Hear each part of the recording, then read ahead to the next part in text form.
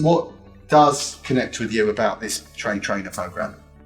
Everything is about now trying to sort of move away from restraint and least restrictive practices. Studio 3 with their approach and just the ethos sort of suggests that there is a better way of doing things. Just from what I've seen and certainly from the training that I've done so far, Studio 3 gives us, or will give me, the tools. It's about finding a better approach and finding a better way for that person to, to get their needs met. So it's the trainer program itself. It is based around the fact that we want to be able to deliver the actual 3-day course, in its entirety. So it's understanding that. We've got that reducing restraints and restrictive practices, and that's part of our philosophy and ethos. It's rather than focusing on the behaviour, but what lies beneath the behaviour, how stress, those factors that contribute to someone being stressed and presenting with those behaviours. But it's also breaking down that us and them into the fact that actually we all experience stress. We all have that stress response. There's days we can manage it, days that we can't manage it, and we all present with those behaviours. So it's breaking down that idea that we should focus on the behaviour, but actually looking at what contributes to it, what contributes to people's stress and arousal levels, and how we can actually avoid or help to mitigate or just support people. So we're talking about regulating when they're unable to regulate, co-regulate with them when they are becoming stressed, and helping them to develop those moments and those other skills that will help them to self-regulate, and identifying how people actually self-regulate themselves. It's a concept. We didn't invent the concept as well. Low arousal is as old as Buddhism, peaceniks and non-confrontation. We just put it into a name. And now these days we've also got the term co-regulation, which is catching on, which I love because it fits with what we do anyway. To regulate yourself before you regulate others. That's where it comes from. It's staff and their responses. So we start off with that idea, and I guess in the course itself, we start off with law, because that's the legal side, the things that we should be doing, why we should be doing it, those responsibilities, what we can do and what we can't do. But it's law and ethics. So yes, just because legally we can, should we? And what are the factors that go with that? And then you're starting to take people through that journey in the 3-day course. So you talk about the law and ethics side of things. Then you're talking about the tolerances of staff and them seeing those sorts of behaviours, and actually, are they really challenged? And actually, if you think about staff, what are the things that are impacting us? What are the factors that impact us that we regard that behaviour as being challenging?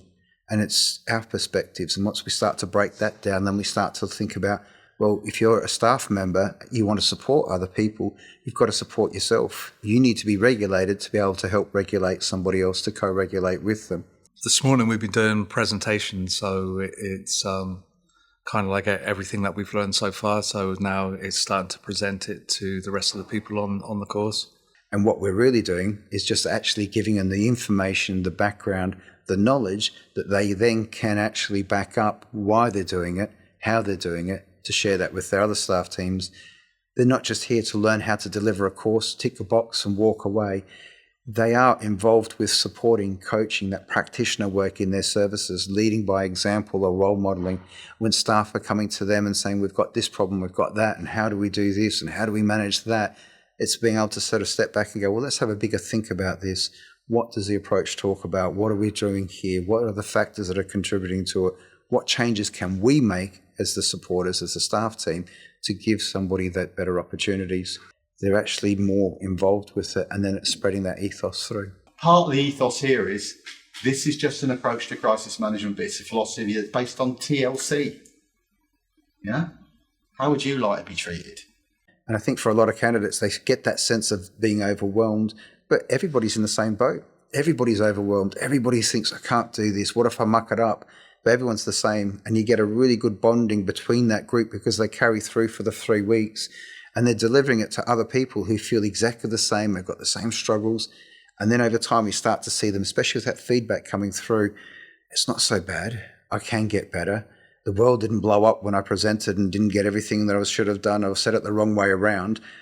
But it's going to get easier and I'll get better. There'll be less mistakes and I'll get clearer. And I get more practice with it as well too. So we've been using the same sort of trainers for probably about 15 years. And I just felt that the same problems were coming up year after year after year. So it's like, okay, I think for me, I felt something needed to change. For the people that are coming in, our candidates for the Train the Trainer course, they're wide and varied. They come from a lot of different backgrounds and different settings. Some work with children's services, some work with adult services, some work with mental health, others work with older adults. There might be dementia and mental health that's involved there. We could be talking about candidates that are coming from an educational background. So we've got staff that are supporting young people and children in educational settings as well too. Some with additional needs, some without those additional needs as well too, and a variety of different sorts of backgrounds and diagnosis as well too.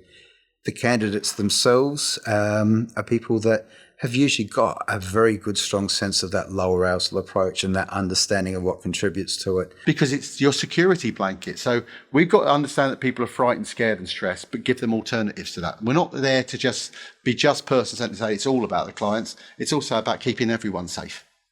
And that requires sometimes people to do that. So even when you're doing this training, go back to the discussions you have with people. So yeah, I think there will be resistance, but I think I believe in it enough, even at such an early date, to be able to, work with those people that are reluctant and make that change sort of happen. So yeah, there'll be resistance, but I think people will work with it.